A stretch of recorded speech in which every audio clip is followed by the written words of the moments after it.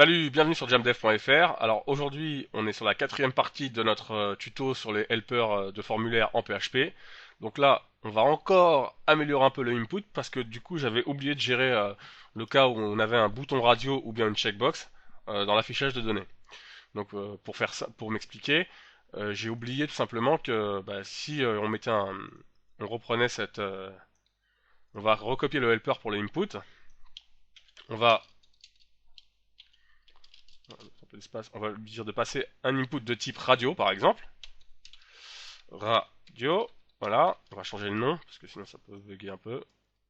On va l'appeler radio avec une majuscule, ça n'a pas d'importance mais voilà. Si j'actualise ça, vous voyez que j'ai un input radio, ça marche bien, mais si je lui passe un data, c'est-à-dire que je lui passe une valeur en dur directement moi, pour rappel, je mets n'importe quoi du texte, pour rappel si on retourne sur le format helper, vous voyez ici on teste, il y a un data qui peut être nul, mais s'il existe, alors il faudra l'afficher. Comme dans un input, ce qu'il doit faire, c'est quand il y a une valeur, il doit cocher. Voilà, comme ça. Donc là, il se passe rien. Pourquoi? Parce qu'on n'a pas exactement la bonne syntaxe. Donc pour ce faire, on va régler ce cas-là. Donc ici, on va placer un if, hop, comme ça. Ici un else. On va accolade, on va la fermer ici. Voilà. Donc soit on est dans le cas, on va tester quoi le type? Alors if $type égal quoi? Radio. D'ailleurs, je préfère mettre ça entre simple code, pardon. Radio, hop. Ou $type égal checkbox.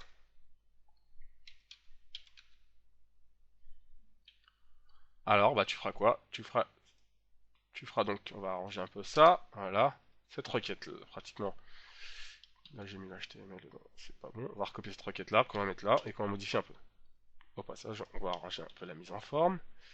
Donc voilà, non.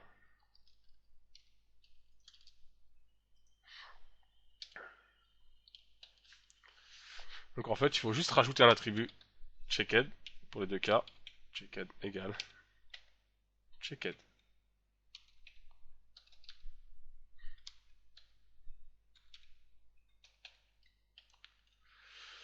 Voilà. Donc on va regarder ce qui se passe. Si on actualise notre page, on voit que c'est bien coché parce qu'il a reçu un data. Donc on va copier cette ligne là. On va appliquer le deuxième cas, c'est-à-dire la checkbox. On lui passe donc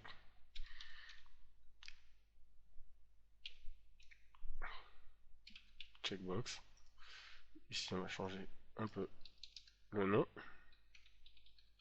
RRR pour histoire. Et là on va changer le nom, on va mettre checkbox.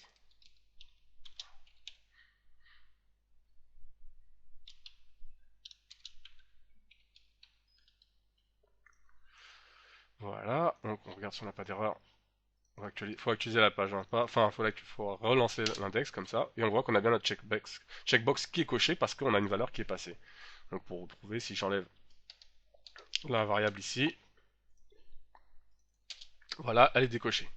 Donc là, je la remets, on fait un petit printer de tout ça, et on voit que les valeurs sont bien passées, grâce à notre printer qui était là. Donc voilà, donc j'espère que ça vous a plu, hein, cette petite amélioration. On va peut-être essayer de finir, pas de finir, mais bon, pour le prochain tuto, on va essayer de faire le helper sur le texte aria, je vais me pencher dessus, voir si j'ai peut-être oublié encore des améliorations possibles hein, sur les autres, sur le input, on ne sait jamais. Ouais, je pense que de toute façon, il y aurait des améliorations, je pense déjà au niveau du test du contenu. On peut très bien, dans notre helper, rajouter un paramètre, par exemple pour la longueur du texte, ou bien encore que vous pouvez le mettre dans les options en fait. Donc non, mais enfin on verra. On verra ce qu'on pourra faire pour améliorer. Donc on essaiera de faire éventuellement le helper sur le text area et pourquoi pas de finir sur un cas pratique, c'est-à-dire qu'on se connectera à une base de données et on vérifiera tout ce qu'on a fait, le test de data et compagnie, ça ira très vite. Donc voilà, je vous dis à bientôt et ciao pour le prochain tuto.